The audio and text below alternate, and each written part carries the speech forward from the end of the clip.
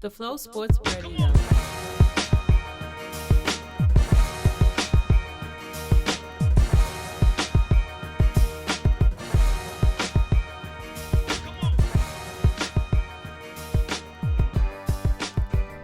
Matthew Shack and the Flow Sports.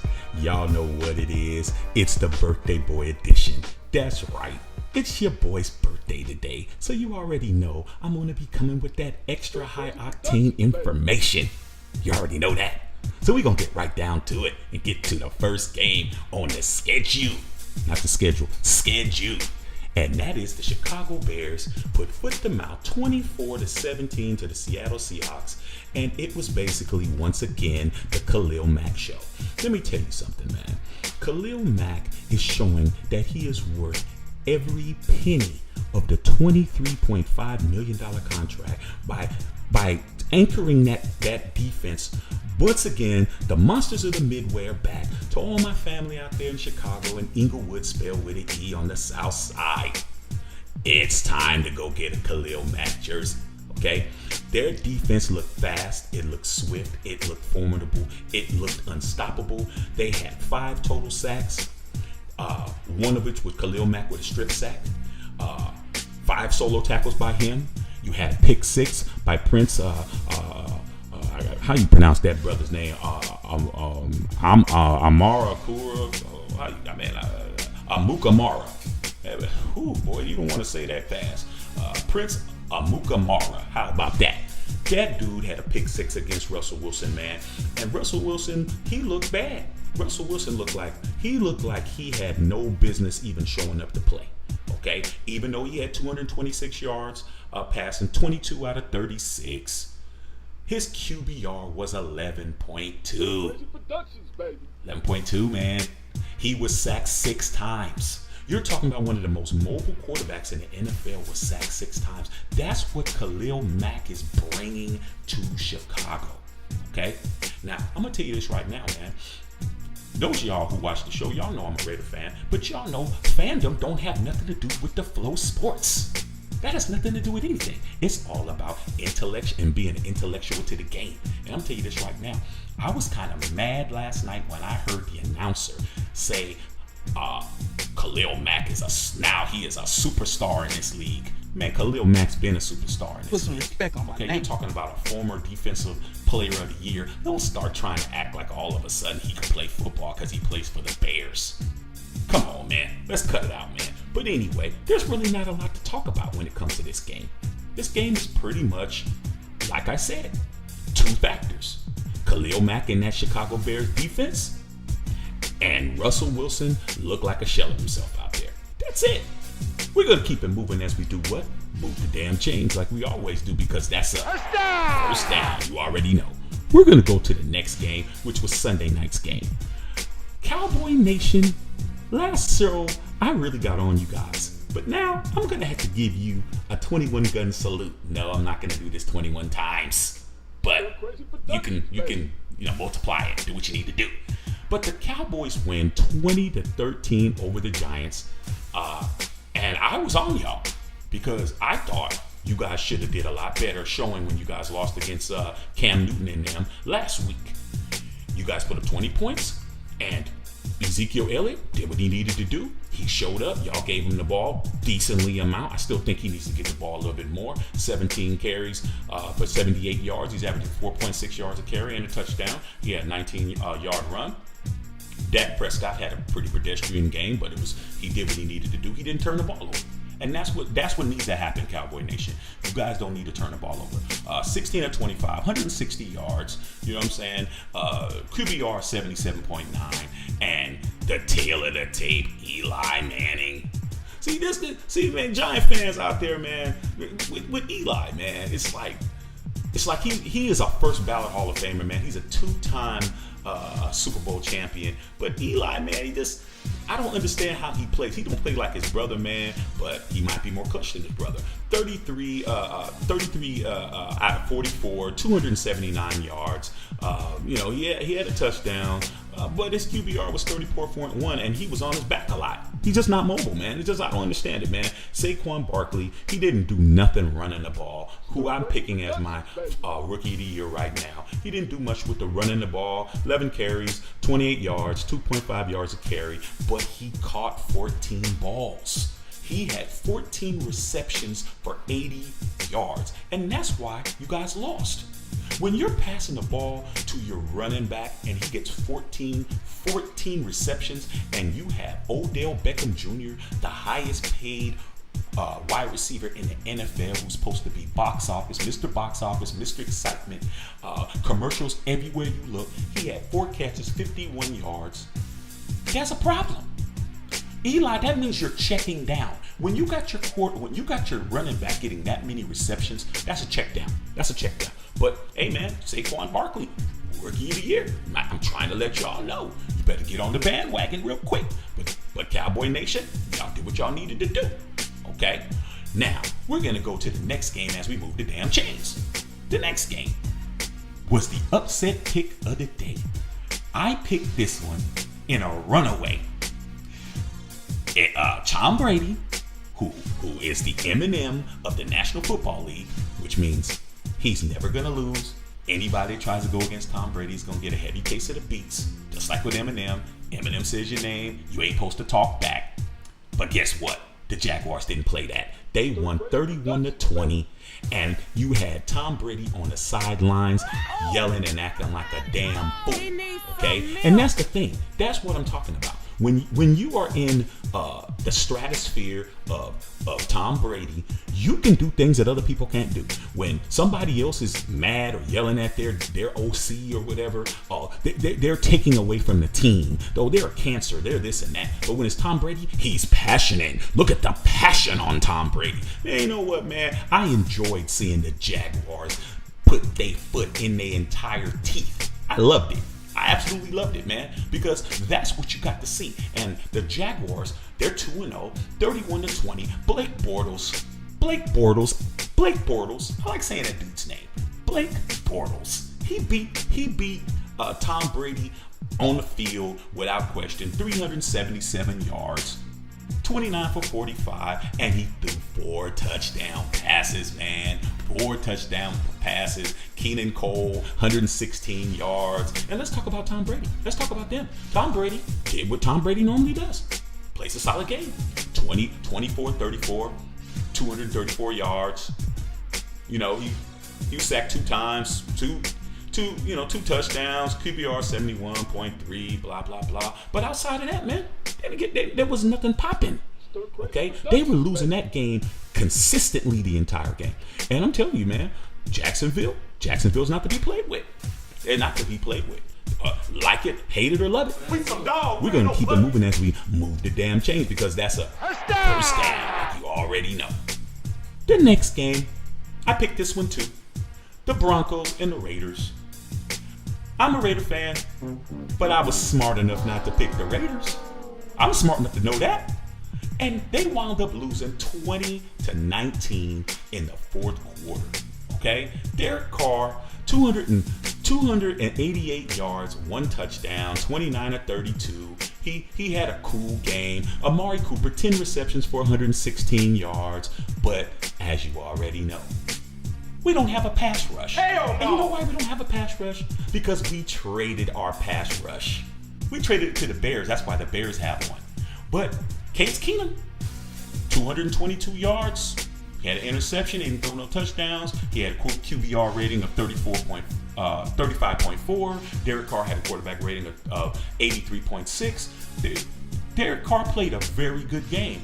Marshawn Lynch, 18 carries for 65 yards. But Philip Lindsay was killing us for the Denver Broncos. 107 yards on 14 carries. He was averaging 7.6 yards a carry. But the reason why we lost that game is because of John Chucky Gruden. Got barbecue chicken. I was asked by my homeboy John Meter, is John Gruden overrated?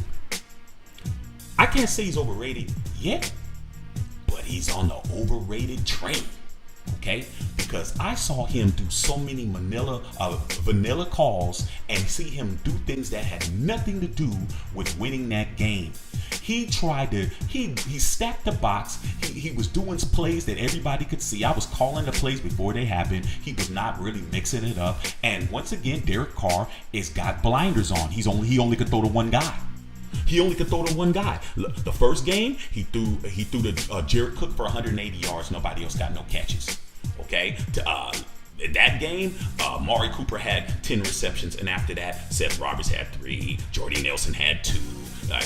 Man, come on, man. Raider Nation, man. It's not going to look good no time soon. We better start looking at Vegas before we start winning a game. And that's just how I got to say it. We might not win a game. I ain't going to say all that. I'm kind of getting a little emotional. But we're not going to we might not make the playoffs until we get to Vegas. How about that? We definitely going to win some games, but we ain't going to, no, it's just not looking good, y'all. Sorry to inform you. But you got to play a lot better than that, man. And that's just how it goes here. We ain't kissing nobody's behind here because that's not what we do. So the next game, as we do what? Move the damn chains, because that's a first down. You already know. 49ers. Y'all went ahead and put it down 30-27 at home. I picked y'all though. It's the Lions. You know what I'm saying? Matthew Stafford, once again, probably the biggest quarterback stat stuffer in the league. Somebody who can put up points and put up statistics and it doesn't equate to wins. 34-53, 347 yards and 3 touchdowns. Golden Tate, 109 yards. Blah blah blah blah blah blah blah. QBR 50. Jimmy Garoppolo, played a decent game. 18-26, 206 yards. QBR 40.8. Blah blah blah blah blah blah blah. And all of that. But it basically boiled down to defense, and 49ers got a better defense. The Lions tried to make a run at the end, but they weren't going to win that game, man. So, Niner Empire, y'all should be happy with a solid win. Let's put together some more. The next game, as we move the damn chains like we always do. The Rams. The pit bull team themselves. We some dogs, we ain't no puppies. They win 34-0 over the Cardinals. Okay? Now, I know what a lot of you guys are going to say. It's the Cardinals. But it's not the fact that they beat the Cardinals. See, a lot of times when it comes to being a competitor, and a lot of y'all ain't competitors, but I'm a competitor, and some of us on here are competitors. If you are an aficionado, you're a competitor. That means you want to win, okay? And you understand what winning is and how you go about winning and what the parameters of winning is and all of that. Sometimes it boils down to how you deconstruct somebody. If it's a surgical method or not. Because you can win just by ripping things together. You know how you go and you see the caveman days, and you'll see somebody, they'll get a chicken and they just start ripping the chicken off of that. And then you go to a nice restaurant and they just carving it. You know how you carve a turkey, and that's what the Rams do. They're turkey carvers, okay? You got Jared Goff, 354 yards and a touchdown. Brandon Cooks, 159 yards receiving. You got where's the homie at? Todd Gurley. He had a decent game. 42 yards rushing, and their defense just ridiculous. You got Aaron Donald, who is the second highest paid defender in the NFL. He had no tackles yesterday. He had no sacks. Okay, and before that he had no tackles and he has no sacks. So you're telling me Aaron Donald, who is the reigning defensive player of the year, hasn't tackled anybody all season. He hasn't tackled anybody, and he hasn't sacked anybody. But once again, does he have to? Because he's being double and triple teamed. Okay? So I'm telling you right now, you NFC cats out there running around here acting like the Rams really ain't all about that. Y'all gravely mistaken, man. If they're gonna beat the professional football team like that without even trying, what do you think they're gonna do to your squad? We some dogs. I'm just saying. I'm just trying to let you guys know, man. We're gonna keep it moving as we move the damn chains. The next game, Redskins and Colts. Colts win 21-9. Alex Smith, 292 yards for the Redskins. What happened? Where's the homie at? Andrew Luck, 179 yards. Man, I ain't talking about this game, man. This is a boo-boo game. That's your fault, okay? boo-boo. I'm not talking Stay in about the house. that. We're just talking about who won. Colts win. I ain't doing all of that, man. Think this is. Think we sit there and waste our time talking about that? Come on, man. They won the damn game. Let's keep it moving. The next game. This game right here was a shocker to me. This is showing that just because you win the Super Bowl title don't mean you could show up the next season and just mail it in. That ain't gonna happen. The Buccaneers in the upset 27-21. Okay, and your homeboy Ryan Fitzpatrick, who's now known as Ryan Fitzmagic, 402 yards, four touchdown passes, man. This is the second game. Ryan Fitzpatrick has been acting a damn fool. Deshaun Jackson, 129 yards. And the Eagles, man, what's going on? What's going on? Okay, Shinique, my homegirl out there in Detroit. What's going on with your Eagles, Shy? I don't get it. Nick Foles, 334 yards. Solid game, didn't have any interceptions. He was sacked 3 times, 1 touchdown. But I'm looking at the rest of the statistics. Where's everybody at? Nobody else did nothing. Jay Ajayi didn't do nothing. Zach Ertz had a good game, 11 receptions. When your tight end has a good game, that means your receivers aren't really doing much. You know, Nelson Alagore had a decent game. But, man, it's all about Tampa Bay. Tampa Bay, you had O.J. Howard had 96 yards. Mike Evans had 83 yards. Chris Godwin had 56 yards. Man, they went crazy, man. They went crazy, man. And Ryan Fitzpatrick, man, in his post game, walking around looking like Conor McGregor, man, with a big old beard, big ass beard, man. I like Ryan Fitzpatrick, but don't get it twisted. That boy's from Harvard, okay? He could probably do your taxes and get you back more money than H&R Block. But hey, salute out there in Tampa, man. You guys are for real. My boy Patrick Kearney out there, my boy Fred G. You know what I'm saying? Yo, I gotta give it up, man. Tampa Bay's not to be played with, man. We're gonna keep it moving as we do what? Move the damn Jays, because that's what we do, because that's a first down. The next game. Look at my face. The next game. This game right here is a game I've been itching to talk about, and I'm finally gonna get ready to talk about it. The Kansas City Chiefs beat the Pittsburgh Steelers 42-37. And Patrick Mahomes, remember that name. Patrick Mahomes, the quarterback for the Chiefs, man. Second-year guy out of Texas Tech. He threw 22 of 28 for 326 yards. And he threw for 6 touchdowns. 1, 2, 3, 4, 5, 6. 6 touchdowns.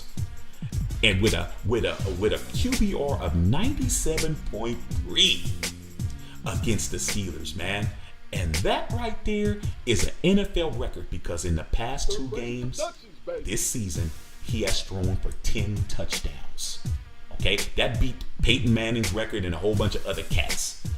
He has 10 touchdown passes for receptions in the end zone in 2 games. That's 5 touchdown passes a game average.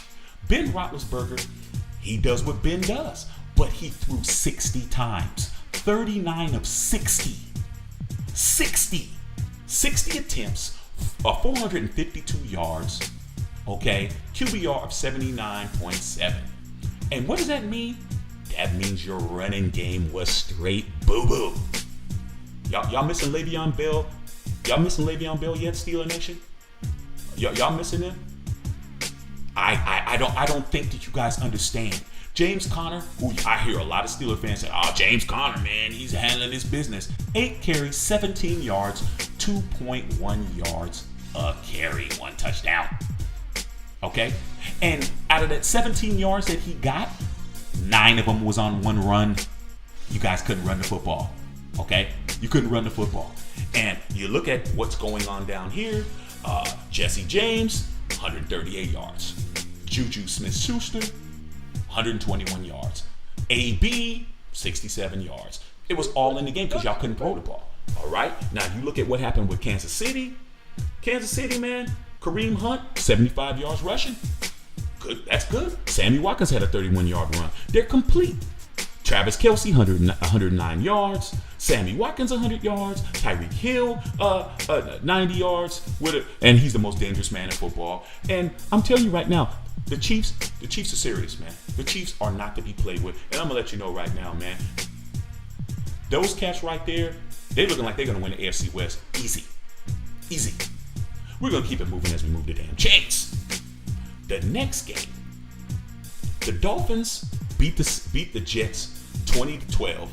And Sam Darnold, once again, he's playing solid, 334 yards, one TD. But the Dolphins, man, to my homeboy out there in Melbourne, Australia, Rick Scott, your Dolphins. Rick, your Dolphins. They're handling business, okay? Ryan Tannehill, who I like, 168 yards. You know, he got sacked 4 times. QBR was only 29.3, but he didn't turn the ball over. And that's what happens a lot of times when you don't have, you look at quarterback numbers, how many turnovers did they have? If they threw for 170 yards, 168 yards, I hear a lot of people talking about, well, they didn't have a good game. But how many times did he get sacked? He got sacked 4 times. How many interceptions, how many fumbles and all of that? There was none. But you look at Sam Darnold, you look at his numbers, 25 out of 41, 334 yards. He had a touchdown, but he had 2 interceptions. And his QBR was 13.8. Ryan Tannehill's was 29.3. See, this is why we're aficionados over here. We understand. We can read a box score. Okay? A lot of y'all go to work and you got people talking to you trying to act like they know something. They can't read a box score. They ain't aficionado. And that's it. There's not really a lot to talk about, man. The Dolphins, 2-0. The Jets, 0-1. I mean, 1-1. Okay. That's cool. We're going to keep it moving as we move the damn chains. The next game. The Saints, they walk out of a brawl without going to the hospital, 21-18 over the Browns. And I'm going to tell you something about them Browns, man. Them Browns are only like 1 or 2 plays away from being 2-0. The Browns should be 2-0. They're 0-1-1. The Saints are 1-1. Okay? Tyrod Taylor, 246 yards, 1 touchdown. Alvin Kamara for the Saints had 46 yards. You know, let's just get down to it, man. This came down to the kicking game. Okay? Man, the Browns could be 2-0, but the problem is their kicker. What's this cat's name, man? The kicker's name is what's that boy name? Zach something. What's that cat's name, man? Zane Gonzalez. Okay? 2 of 4, had a chance to tie the game. Okay? He's missed 4 field goals in 2 games. Okay? 4. They could easily be 1-1. They should at the very least be 1-1, man. When you got your kicker and he's doing all of that, and this guy, if you look at what he did in college, man, he holds all kinds of NCAA records for kicking, extra points, field goal percentage, blah blah blah blah blah blah blah. But at the end of the damn day, man, it's the pros, man. Man, that dude, he should have his U-Haul already packed for him and his last game check. He's got to go. All right? Simple as that. He's got to go. And as far as the Drew Brees, 243 yards, like I said before, QBR 75, had a solid game. Adam Kamara, like I said before. It just basically came out to the passing game, man. But I'm telling you, them Browns, man, I like the Browns. Okay? I like the Browns. And they had to trade the homeboy Josh Gordon, and they traded him to the Patriots. Why? For a 5th round draft pick. A lot of people who are talking about that was a bad move. Hey man, you got to change the culture, man. Get what you can get for the dude. Now, Josh go over there with Tom Brady and the hoodie over there, Bill Belichick, and he starts messing up. He's gonna be just like how Randy Moss was when he left, just like how Chad Ochocinco was when he left. And anybody else. That team is a team you can't mess up. You, as a wide receiver, there's 2 teams in the NFL you can't go and mail it in and think you got it in the bag. You better be on point. That is the Dallas Cowboys. Ask Keyshawn Johnson. Ask Terrell Owens. And that is the Patriots. The next game on the schedule as we move the damn chains, because that's a first down. You already know. The Tennessee Titans. They win 20-17 over the Texans. Deshaun Watson for the Texans, 310 yards. Really not a whole lot to talk about, man. On this schedule right here, Blaine Gabbert, 117 yards. He had a decent game. But at the end of the damn day, man, this game basically came down to defense. And unfortunately, man, Houston is just not playing up to the standards that I expected them to play. Looking at DeAndre Hopkins, he had 110 yards reception. Willie Fuller had 113 yards reception, man. Man, I love Deshaun Watson, man. I keep telling everybody, man, Deshaun Watson would have been Rookie of the Year last year. 310 yards, as I said before, 68.4 QBR, but Blaine Gabbert had a more solid game. And it's nothing really more to talk about, man. The game is all about defense, man. We're going to keep it moving as we move the damn chains, like we always do. This game right here is a travesty. The Vikings and the Packers tie 29-29. And Kirk Cousins had 424 yards passing and 4 touchdowns. That bad man, Aaron Rodgers, had 281 yards. With a QBR of 53.3 with 1 touchdown. But this boiled down to a stupid call by the National Football League Referee Commission, or whatever the hell you want to call them, when they gave Clay Matthews that roughing the passer penalty. And I'm going to tell you this right now, you guys, man. Look, aficionados. There's a reason why the NFL has had 2 consecutive ties 2 weeks in a row. The last time that's happened was in 1971. Okay? Right now, the NFL is on pace to have the highest scoring season in the history of the NFL. Their highest scoring average season, points per game, was 23.3 points a game. No, actually, it was 22.6 points a game in 2013. 2013 season was the most points average. Right now, they're averaging 23.6. Okay? They're averaging a point more. The penalties are out of control. You already have like 9 or 10 roughing the passer penalties in the first 2 weeks. And in the first 2 weeks last year, there was only like about 4 or 5, 6 in 32 different games. There was only like 3 or 4 of them. The NFL is trying to install more drama into these games. It's that simple. Trying to install more drama into these damn games. They're going to make it so the offense has so much of an advantage that the defense isn't going to be able to do anything. And that's what this game boiled down to. Also, the kicking game. These kickers, man, you have one job, and that's to make a field goal when the time counts. And they're missing field goals left and right, man. Okay, I just told you about the Browns kicker. Now you have Minnesota's kicker messing up. Okay, this cat, what's his cat's name? Daniel Carlson. Okay, he was 0 of 3. He was 0 of 3. All right, and he missed 2 field goals last week. Okay. And that's what it's boiling down to, man. The NFL, you're going to see a whole lot more ties. You're going to see a whole lot more bogus calls. You're going to see things in crunch time situations to try to install drama into a football game that doesn't need any drama, man. And you know who suffers? We do. Because we're going to still watch it. We're going to still watch it. And all we're going to do is sit there and complain. But when your team winds up tying and it messes up, now I said previously that a tie doesn't really help you. Okay, you get a half a game. Okay. You get a half a game, but is a half a game a full game? No. All right. You don't want that. So we're not even going to, give this any more attention. Just get ready for more ties. We're going to keep it moving as we move the damn chains like we always do. The next game is the Bills lose 31-20 to the Chargers. Bills Mafia.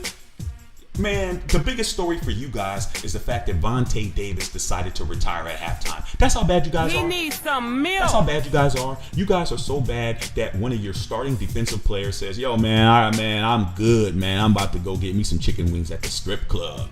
He took off his pads, his helmet. He took off his cleats. He might have kept his cleats on, but he was out. And that's what went down. Phillip Rivers for the Chargers went ahead and was surgical like he always does. 256 yards and 3 touchdowns. But there's really nothing to talk about outside of Vontae Davis deciding that he doesn't want to play anymore. Now, and at halftime, okay, you thought J.R. Smith drinking Hennessy at halftime was bad, okay? This is worse than that. But hey, I don't have a problem with Vontae Davis retiring, man. He was getting $5.3 million a year for a one-year contract. He walked away from that. He's probably going to have to turn in his signing bonuses and all of that. But at the end of the day, man, football is not a sport for you to be out there playing.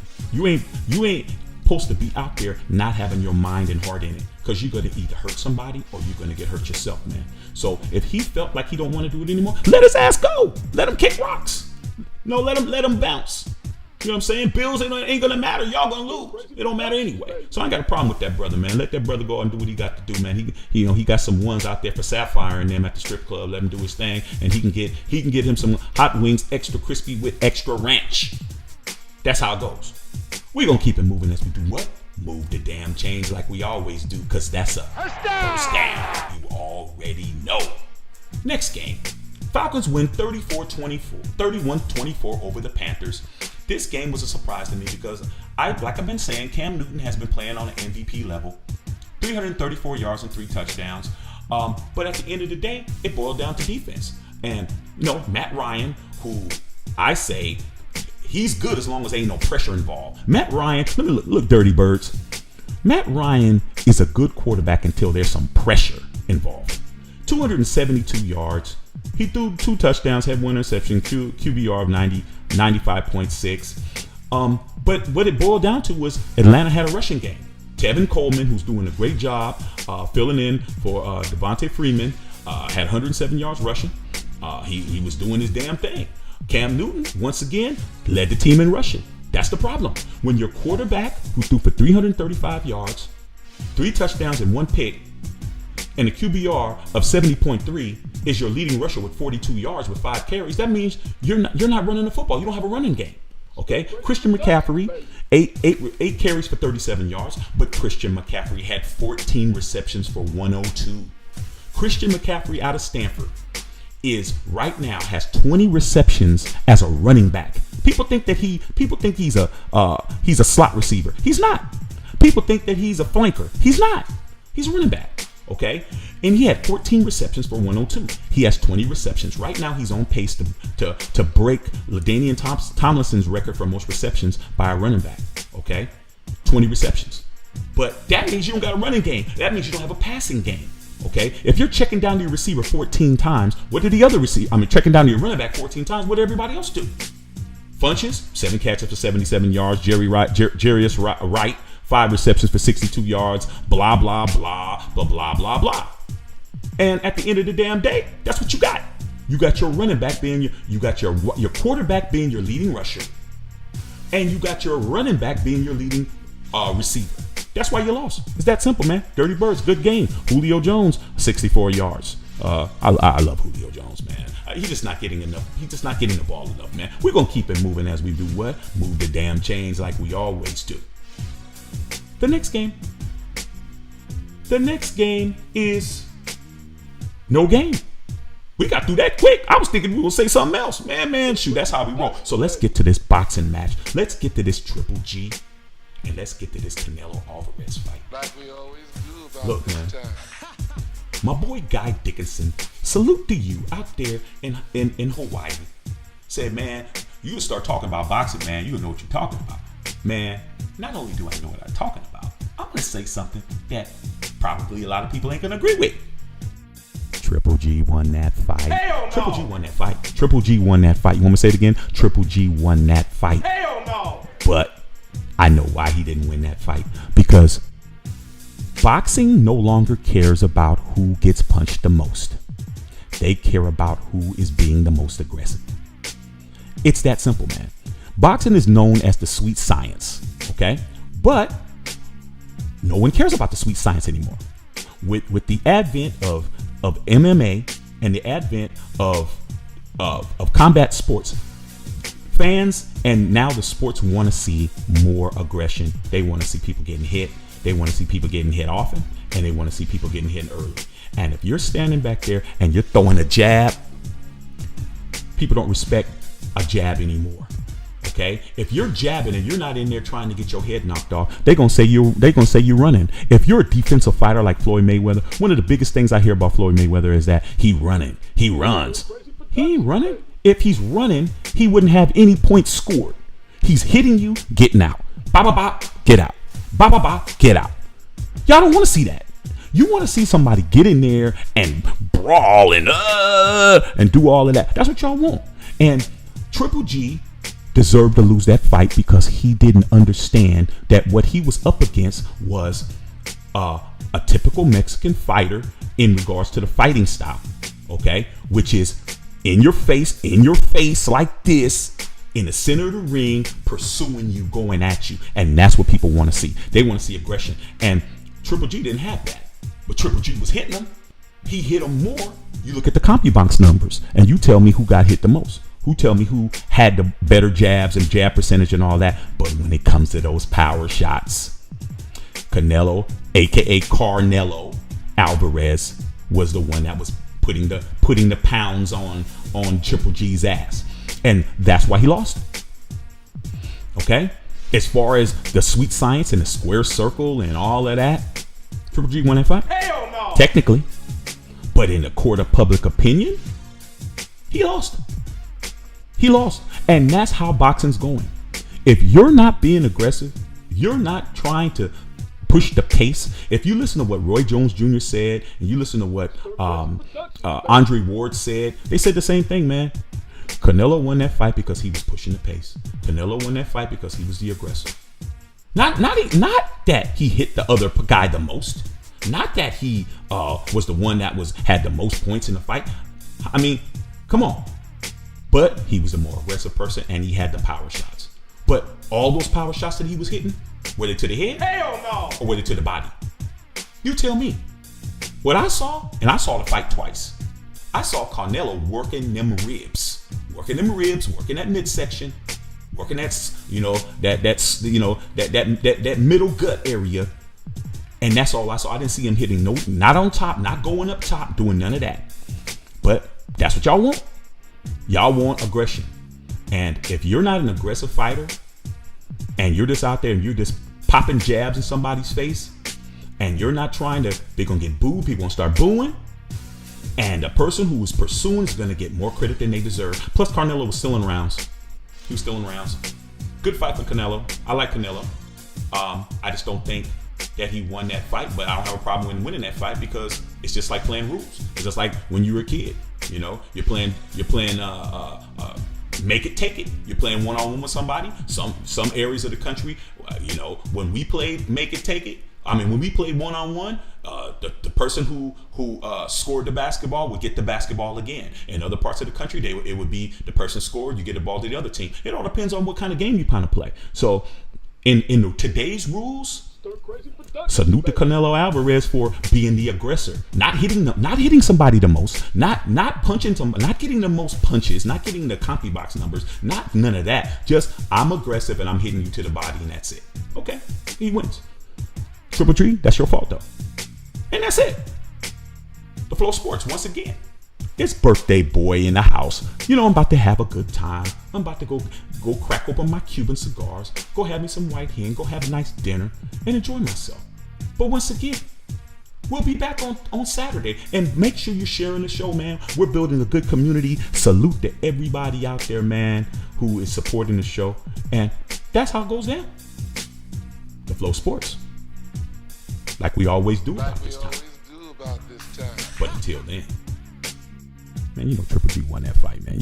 Triple G won that fight, man. But I can see why he lost. Hell no! Game on.